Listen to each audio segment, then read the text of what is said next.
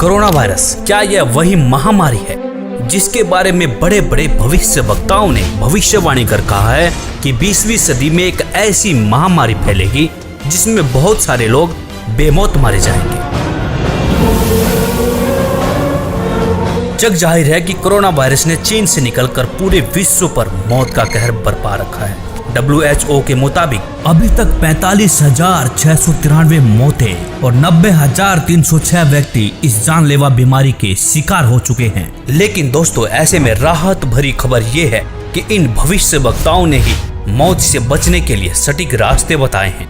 तो चलिए देर न करते हुए खंगालते हैं इन भविष्य वक्ताओं की भविष्यवाणियां। जय गुरुदेव पंथ के संस्थापक संत तुलसीदास जी की भविष्यवाणी। वह अपनी पुस्तक जय गुरुदेव की अमर वाणी के पृष्ठ 22 पर लिखते हैं, भविष्य में बीमारियों के बम फेंके जाएंगे, बीमारियों से लोग बेमौत मरेंगे। इस प्रकार की शुरुआत चीन करेगा। चीन अमेरिका के बड़े बड़े शहरों को नष्ट कर देगा, वहां भी लोग बेमौत मरेंगे। अमेरिका, चीन तथा रूस और चीन में आपसी युद्ध होगा। चीन में भी भारी संख्या में लोग मरेंगे। चीन की बची आबादी को भारत शरण देगा। आगे चलकर गृह युद्ध छिड़ जाएगा, तब जान बचाना मुश्किल हो जाएगा। अन्न और दवाइयों की कमी पड़ जाएगी। मेरी बातों को आप हंसी मजाक मानते हैं तो मैं आत्म कल्याण का काम करता हूँ। आप मेरी बातों को अभी न माने, जब सामने आएगी तब मानना। फिर आगे पृष्ठ 31 पर लिखते हैं, बाबा जय गुरुदेव की घोषणा सन 1972 में। आगे विश्व युद्ध होने पर भारी नुकसान होगा, लाशें पड़ी रहेंगी, उठाने वाले नहीं मिलेंगे। चीन, पाकिस्तान, अमेरिका आदि मुल्कों से विषैले बम फेंके जाएंगे। अधिकांश बम भारत की धरती पर उतार लिए जाएंगे। कीटाणु बम फेंके जाने पर बेगुनाह इंसान, जानवर, पक्षी आदि सब मरने लगेंगे। तो भारत का एक फकीर ऐसी जबरदस्त उल्टी आंधी चलाएगा कि उसमें हाथी भी उड़ता नजर आएगा। तेज हवाएं सभी कीड़ों को उड़ाकर वहां से ले जाएंगी। जहां से बम फेंके गए होंगे वहां फिर उस मुल्क के लोगों का सफाया हो जाएगा। दोस्तों, यहाँ पर इस भविष्यवाणी में जय गुरुदेव जी ने एक फकीर के बारे में भविष्यवाणी की है। उन्होंने कहा है कि एक ऐसा भारत का फकीर, एक ऐसा संत उल्टी आंधी चलाएगा जिसमें तेज हवाएं बहेंगी। जितने भी बम फेंके जाएंगे वह सारे उनकी धरती पर चले जाएंगे और वहां के लोगों का सफाया हो जाएगा। तो दोस्तों, देखना यह है कि वास्तव में वह फकीर कौन है। संत तुलसीदास जी ने इसी पुस्तक के पृष्ठ 59 पर 1971 में भविष्यवाणी करते हुए कहा था कि वह महापुरुष जो भारत को विश्व विजेता और विश्व गुरु बनाएगा, जिसकी एक भाषा होगी और एक झंडा होगा, वह भारत के एक छोटे से गांव में जन्म ले चुका है। संत रविदास, 16वीं सदी के विख्यात व चमत्कारी संत रविदास। दोस्तों, संत रविदास जी की भविष्यवाणियों से तो ऐसा प्रतीत होता है कि मानो संत रविदास जी ने 16वीं सदी में ही इस कोहराम के बारे में जान लिया था। उन्होंने इटली के बारे में बिल्कुल सटीक भविष्यवाणी करते हुए कहा है कि इटली में आने वाले समय में कोहराम मचेगा। दोस्तों, आपको बता दें कि इटली में कोरोना ने मौत का एक ऐसा तांडव मचाया है कि 13,000 से ज्यादा लोग मर चुके हैं और 1,10,000 से ज्यादा लोग संक्रमित हैं। संत रविदास जी लिखते हैं, भारत में अवतारी होगा जो अति विस्मयकारी होगा, ज्ञानी और विज्ञानी होगा, वो अद्भुत सेनानी होगा। जीते जी कई बार मरेगा, छद्म वेश में जो विचरेगा। देश बचाने के लिए होगा एक आह्वान, युग परिवर्तन के लिए चले प्रबल तूफान।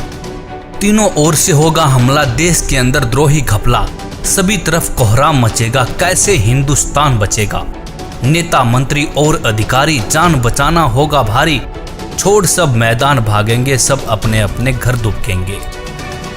जिन जिन भारत मात सताई, जिसने इसकी करी लुटाई, ढूंढ ढूंढ कर बदला लेगा, सब हिसाब चुकता कर देगा। चीन अरब की धुरी बनेगी, विध्वंसक ताकत उभरेगी। सभी तरफ संगीन लड़ाई, घाटे में होंगे ईसाई।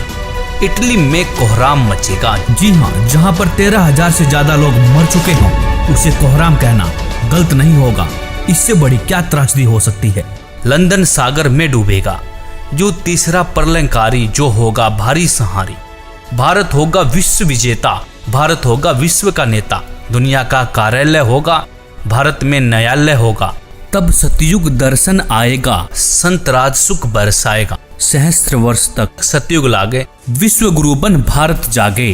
जैसे कि तुलसीदास जी ने एक फकीर, एक संत के बारे में भविष्यवाणी की थी, उसी संत के बारे में भविष्यवाणी यहाँ पर रविदास जी भी कर रहे हैं। कह रहे हैं कि तब सतयुग दर्शन आएगा, संत राज सुख बरसाएगा, सहस्र वर्ष तक सतयुग लागे, विश्व गुरु मन भारत जागे। जैसा कि आपने पढ़ा कि दुनिया का कार्यालय होगा, भारत में न्यायालय होगा। तो न्यायालय से तात्पर्य है ICJ, मतलब इंटरनेशनल कोर्ट ऑफ जस्टिस, जो कि वर्तमान में अमेरिका में है, वह भारत में चला आएगा।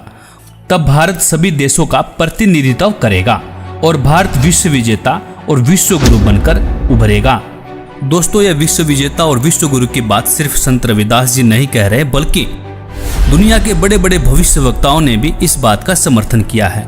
जैसे कि फ्रांस के नास्ट्रेडमस, न्यू जर्सी की फ्लोरेंस, इंग्लैंड के कीरोने, वेजिलेटिन ने, अमेरिका के जिन डिक्सन व एंडरसन ने, हंगरी के बोरिस्का ने, फ्रांस के डॉक्टर जूल वर्न ने, इजराइल जैसे महान राष्ट्र के प्रो हरार ने तथा नॉर्वे के आनंदचार्य आदि की भविष्यवाणियां भी इस बात का समर्थन करती है कि भारत के एक छोटे गांव से उत्पन्न एक महान संत के द्वारा भारत विश्व विजेता बन जाएगा। भगवान कृष्ण भक्त सूरदास जी की भविष्यवाणी। 1540 ईस्वी में जन्मे सूरदास जी ने आज के समय की परिस्थितियों के बारे में भविष्यवाणी की है। बताया है कि इस महामारी से कैसे बचा जा सकता है। वर्तमान समय के लिए सूरदास जी की भविष्यवाणी। सूरदास जी लिखते हैं, रे मन धीरज क्यों न धरे, संवत 2000 के ऊपर ऐसा जोग परे, पूरब पश्चिम उत्तर दक्षिण 34 काल फिरे, अकाल मृत्यु जग माही व्यापे, प्रजा बहुत मरे। स्वर्ण फूल वन पृथ्वी फूले, धर्म की बेल बढ़े, सहस्र वर्ष लगी सतयुग व्यापे, सुख की दया फिरे। काल जाल से वही बचेगा जो गुरु का ध्यान धरे, सूरदास जी हरि की लीला ठारे नहीं टरे। यहाँ पर सूरदास जी साफ साफ शब्दों में कह रहे हैं कि काल जाल से वही बचेगा जो गुरु का ध्यान धरे। तो दोस्तों, सूरदास जी यहाँ पर विज्ञान को भी चुनौती दे रहे हैं। वैज्ञानिक पावर से नहीं, आध्यात्मिक शक्ति से बचाव हो सकता है। तो कहा भी जाता है कि भगवान से विज्ञान है, विज्ञान से भगवान नहीं है। भविष्यवाणियां देखने के बाद अब बारी आती है कि इस गंभीर समस्या से, मौत जैसे काल से कैसे बचा जा सके। यहाँ पर सूरदास जी कहते हैं कि जो गुरु की शरण में जाकर भक्ति करेगा, काल जाल से बच सकता है। तो इस भविष्यवाणी की सच्चाई को परखने के लिए हमने भारत के प्रसिद्ध गुरुओं की विचारधारा को खोजना शुरू किया तो पाया कि लगभग सभी बड़े बड़े तिलकधारी, कथावाचक, मंडलेश्वर व महामंडलेश्वर, धर्म की रक्षा करने वाले धर्म गुरु अपने भगवानों से विश्वास खोए हुए वैज्ञानिक टिप्स देते हुए नजर आए। किसी धर्म गुरु को अपने इष्ट देव पर भरोसा ही नहीं देखने को मिला। लेकिन ऐसे में हमें संत रामपाल जी की विचारधारा मिली। उन्होंने अपने प्रभु के प्रति विश्वास से लबालब वेदों के प्रमाण दिखाए और कहा कि यदि आप किसी भी बीमारी या मौत से बचना चाहते हैं तो परमेश्वर की शास्त्र अनुकूल साधना करें। परमेश्वर आपकी मृत्यु क्या, आपकी आयु को 100 वर्ष तक बढ़ा सकता है। वेद बता रहे हैं कि वो अगर दूसरे लोक में भी चला गया हो, प्राण छोड़ गया हो, मर गया हो, या कति मृत्यु को निकट हो, उसके जीवन शेष ना रहे हो, उसको भी मैं 100 वर्ष जीवित करके और उसको रोग मुक्त करके 100 वर्ष की आयु प्रदान कर दूं। ये भगवान के गुणों में लिखा है। पाप कैसा भी रोग हो, परमात्मा से बड़ा कोई वैद्य नहीं है। परमात्मा ने इस मिट्टी के शरीर को चला रखा है। उसको इसको ठीक करने में क्या देर लगेगी? 1 सेकंड का काम है। फ्रिक्शन ऑफ सेकंड में ये स्वस्थ कर सकता है। और ये जो हमारा विरोध किया करते हैं, हम समाचार पत्रों में लिखते थे कि उसको ऐसे ठीक हो गया, उसको ऐसे ठीक हो गया, तो ये उत्तर देते थे अज्ञानी कि हमारा करके दिखाओ, तुम किकर का लटका तार बांध रहे थारा क्यों करो, कनेक्शन दो इस परमात्मा का ना हो तो फिर हमें बताओ। विनम्र होकर के विधिवत साधना करो परमेश्वर की, जो भगवान के गुणों में लिखा वो नहीं मिलेंगे तो फिर अब साधना करने का लाभ क्या?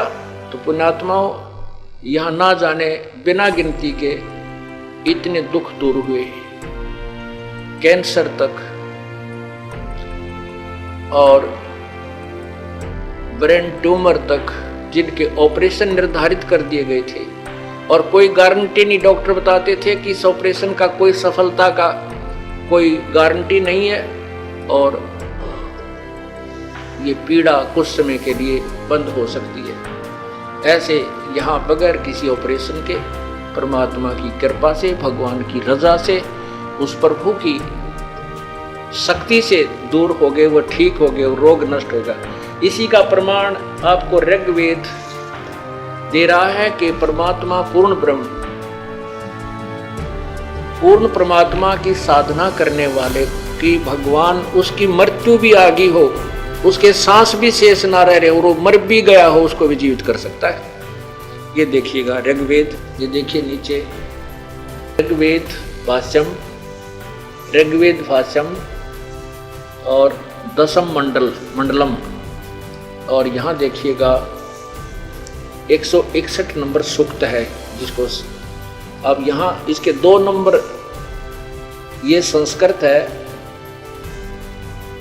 2 नंबर मंत्र की। इसमें क्या अनुवाद किया है, इस संस्कृत का अनुवाद इन्होंने किया है, यदि रोगी की अक्षीण आयु हो गई हो, यदि वह इस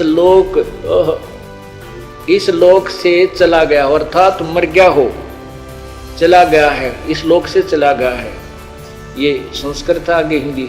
और यदि वह मृत्यु के पास गया हुआ है तो